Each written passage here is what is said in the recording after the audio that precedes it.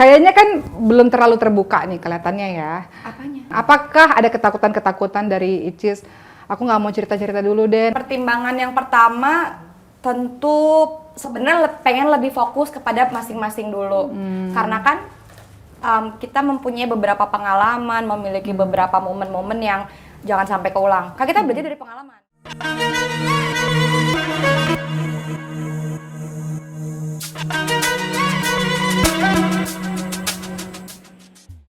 Menurut Mbak Oki, sejauh manakah kita harus saling terbuka kepada calon pasangan? Ini bertanya aja. Nah ini juga menarik nih Cis, karena iya. Cis ada satu pengalaman. Ada seseorang yang bercerita, sahabat cahaya semua dimanapun berada. Aku ini ta'aruf dengan seseorang katanya. Jadi ini kembang kampus lah. Oh yang paling Cantik. luar biasa di kampus lah. Dan ketika beliau ta'aruf dan kemudian beliau menikah, semua orang heboh kan. Wah, dan semua orang mengatakan keren ya ta'aruf kemudian menikah. Tapi qadarullah satu saat ternyata orang udah hilang tuh kabarnya setelah beliau menikah. Ternyata sudah bercerai dalam waktu yang sangat singkat. Ketika ditanya kenapa ini bisa terjadi, beliau bilang tidak terlalu mengenali ternyata orang itu. Katanya hafiz Quran, katanya punya pekerjaan di sini, taunya semuanya bohong. Kenapa ini bisa terjadi? Karena tidak terlalu mengenal dan tidak mengirimkan sahabat-sahabat untuk mencari tahu.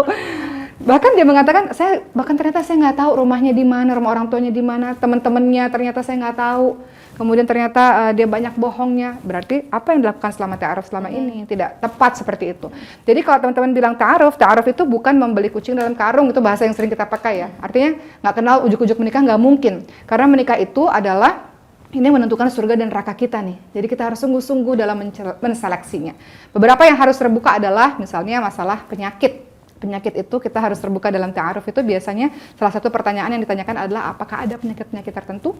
Nah itu harus jujur tuh, karena kalau misalnya nggak jujur terjadi apa-apa dalam pernikahan ya nanti menjadi sebuah kebohongan dalam pernikahan.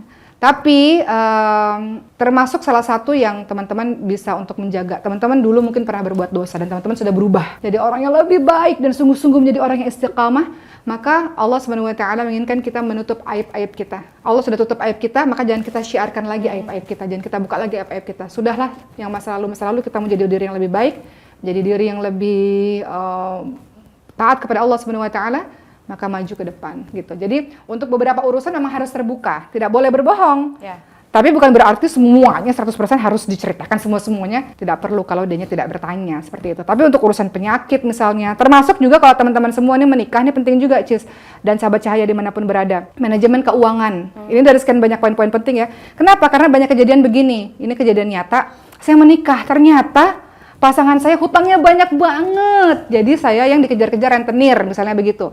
Kan ini harusnya jujur dari awal, sehingga tidak membebani pasangannya untuk membayarkan hutang yang begitu banyak. Misalnya begitulah, jangan sampai ketika menikah jadi terkaget-kaget, kenapa ada begini, kenapa ada begitu, gitu. Jadi ta'aruf itu bahasa hal yang penting. Saya mengerti. Termasuk punya anak tuh gimana tuh rencananya, gimana Cis, rencananya Cis? Anaknya kira-kira pengen berapa gitu. Termasuknya jadi konflik loh Cis.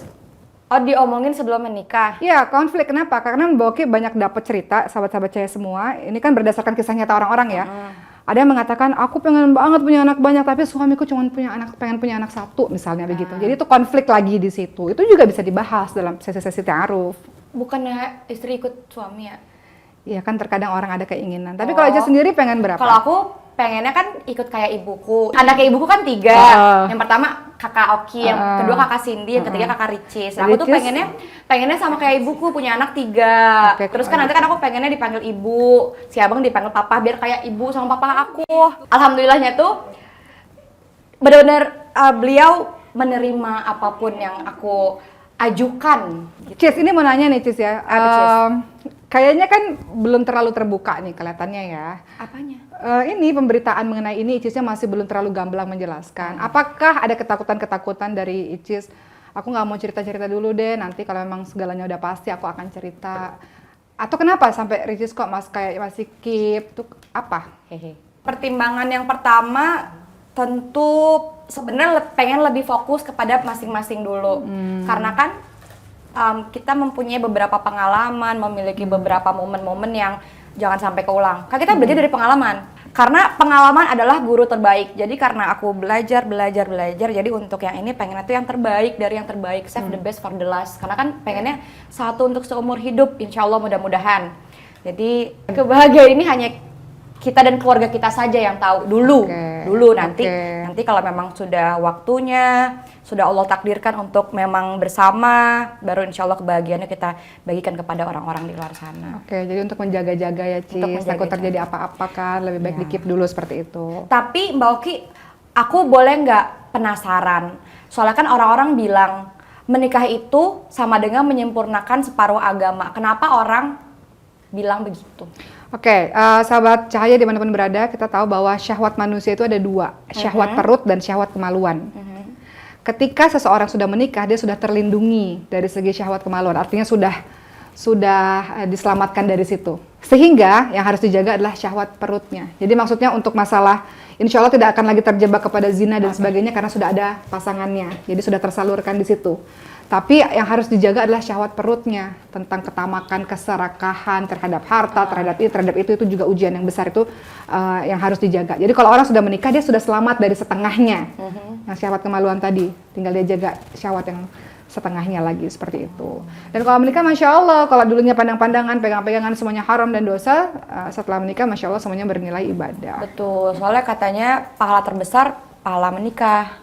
Jadi rencananya tahun ini apa tahun depan apa gimana? Belum tahu. Rencana saya sebagai manusia biasa sih pengennya penutup tahun ini, karena kan tergantung ketentuan Allah. Kalau misalnya Allah menentukannya mungkin tahun depan atau kapan atau mungkin lebih cepat, kan kita nggak tahu. Jadi sahabat Cahaya doain ya. Berdoa, ikhtiar, pasrahkan.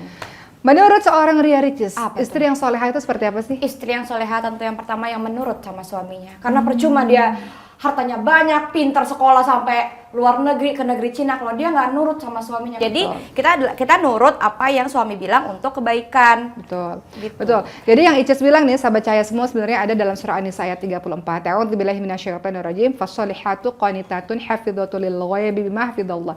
Jadi wanita yang salihah itu adalah yang taat kepada Allah Subhanahu wa taala. Kemudian ketika dia taat kepada Allah, tentu dia akan taat kepada suaminya selama suaminya menyuruh dia pada kebaikan. Betul. Kata Icis tadi, kalau suaminya nyuruh kemaksiatan, misalnya apa kemaksiatan? Ayo kita mencuri bareng-bareng ya, tentu. Ayo kita korupsi bareng-bareng misalnya, na'udzubillah min dzalik, tentu itu tidak perlu ditaati, dan istri yang bisa menjaga dirinya. Jadi itulah definisi dari wanita yang salihah. Amin. Menurut Mbak gini, persiapan apa aja yang harus dipersiapkan sebelum menikah?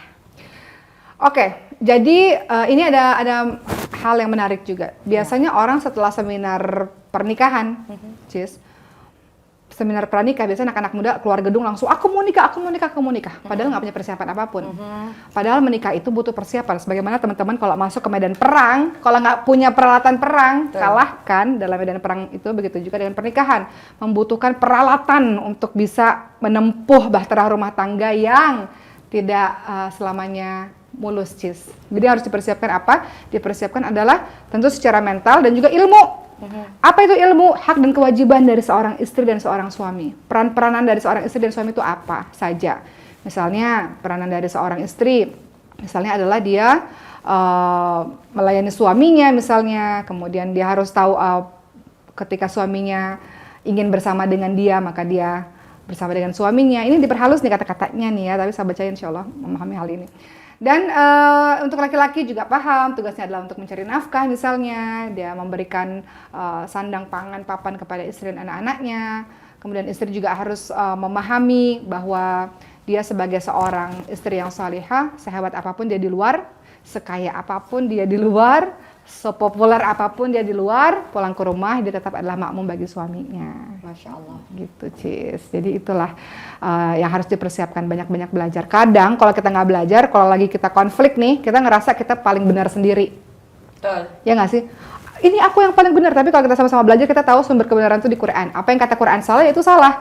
Apa yang kata Quran benar, ya itu benar. Jadi nggak bisa egois bahwa aku yang paling benar, kamu yang paling benar. Seperti itu. Ada sumber kebenarannya, yaitu Al-Quran. Tapi coba kita mundur ke yang tadi Mbak Oki ceritain, ada orang yang ta'aruf, menikah, terus berpisah. Ya. Menurut Mbak Oki, waktu yang pas untuk menjalankan selama ta'aruf itu berapa lama? Karena ada orang bilang kan nggak boleh terburu-buru, nggak boleh terlalu lama. Nah menurut Mbak Oki, dari pandangan Mbak Oki, waktu yang pas itu berapa lama? Tergantung dari masing-masing orang dan tergantung dari intensitas komunikasinya seperti apa, jenis komunikasinya seperti apa. Kalau dalam waktu 1 bulan misalnya dia sudah mendapatkan semua informasi yang dia butuhkan, dia sudah tahu keluarganya, background lingkungannya seperti apa, teman-temannya, tabiatnya, sudah tanya kepada orang-orang sekitarnya misalnya. Kalau sudah dapat informasi itu dan kita sudah istikharah dan kita yakin, bisa saja menikah, nggak perlu lama-lama.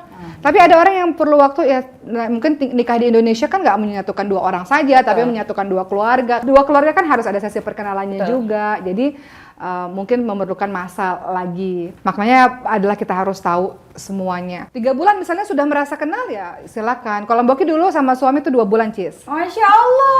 Dari perkenalan sampai kemudian khitbah 2 bulan. Cis, ini ada satu yang menarik, Cis. Jadi dalam sesi ta'aruf kan saya kan turut hadir serta ya, Cis ya. Iya. Menjadi bagian di situ kan, Cis. Jadi salah satu yang ditanyakan kepada beliau pada saat itu adalah kamu kalau sedang marah, marahnya biasanya seperti apa? Dan kemudian beliau menjawab, saya kalau marah saya akan diam dulu, saya akan pergi sebentar untuk menenangkan hati saya, baru saya kembali lagi. Kira-kira dengan manajemen marah seperti itu, dengan karakternya Ricis, menurut Ricis itu seperti apa? Ketika Ricis, insya Allah takdirkan dengan seseorang yang ketika dia marah, dia memilih untuk diam dulu, pergi dulu sebentar, sampai tenang dia kembali lagi. Apakah Ricis begitu juga? Atau enggak, pokoknya harus hari itu dibahas, saat itu dibahas, atau seperti apa? Sejauh ini Ricis, kalaupun ada yang nggak cocok, atau ada penyakit hati yang memang harus nggak cocok gitu, memang ngelakuin hal yang sama. Cuman gimana caranya biar harus selesai di hari itu?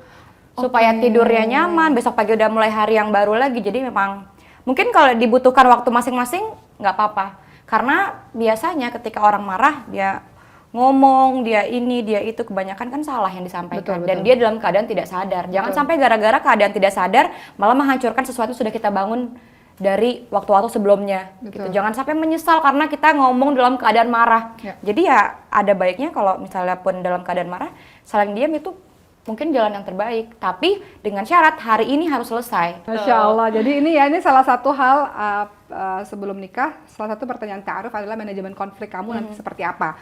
Kalau kamu selama ini, kalau kamu punya konflik gimana? Apa kamu cool? Hati-hati nih, kalau seandainya kita lihat nih, oh ini tukang pukul nih, dikit-dikit mukul, dikit-dikit Itu mungkin kemungkinan besar bisa terjadi kepada diri kita. Atau kalau kita lihat misalnya ketika masih ta'aruf, marahnya adalah marah yang melengking, kata-katanya teriak, sumpah serapah dan sebagainya, kemungkinan pun akan terjadi dalam rumah tangga. Jadi pertanyaan salah satu yang penting untuk teman-teman ajukan dalam masa ta'aruf adalah bagaimana manajemen konflik. Kalau kamu punya konflik, kalau kamu marah, apa yang biasanya kamu lakukan? Tadi Ricis bilang, diam tuh nggak apa-apa. Benar tuh, Cis. Karena Rasulullah ingatkan kalau kita marah itu memang lebih baik kita diam aja. Diam, duduk, berwudu. Betul. Dan a'udzubillahi minasyaitonirrajim, karena kita lagi dikuasai syaitan. Setan itu kan tidak suka dengan hal-hal baik, menikah kan hal baik. Jadi setan akan selalu mempengaruhi bahwa berpisah. Betul, gitu. Masya Allah, seperti itu. Jadi mudah-mudahan dengan diam itu bisa terselamatkan hal-hal seperti itu tadi. Mudah-mudahan. Gitu. Jangan mau kalah sama setan. Ya. Karena sebenarnya, Cis, iblis itu punya singgasana di atas laut. Dan setiap hari nanya, hai setan, kamu sudah melakukan apa? Oh, saya sudah menyuruh orang mencuri, ya biasa. Oh, saya udah nyuruh orang untuk bohong, biasa. Saya sudah menceraikan suami istri, wah keren. Jadi memang itu prestasi salah satu yang tertinggi dari para setan adalah mencerai-beraikan suami istri. Cis, pertanyaan berikutnya. Apa tuh? Banyak sekali orang-orang yang bercerai pada akhirnya. Bercerainya kenapa? Pertama karena masalah finansial. Karena kan banyak orang-orang kehilangan pekerjaan nih, masalah finansial dan sebagainya.